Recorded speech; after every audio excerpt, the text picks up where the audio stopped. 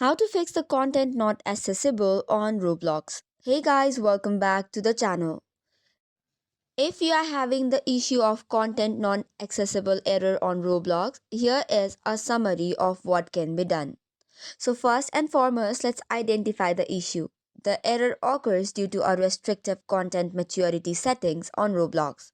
A lock icon appears next to the games that are not accessible.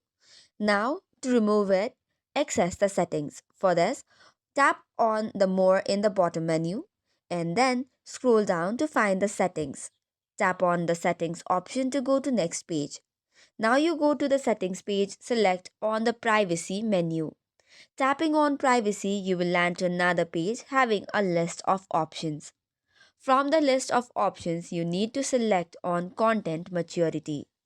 Now that you reach on this page, use the slider to adjust the content maturity level. Sliding it to the right makes more game accessible.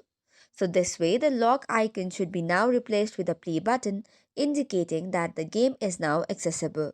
So that's it for today's video. For more such contents, do not forget to hit the like and subscribe button. Thank you and keep watching.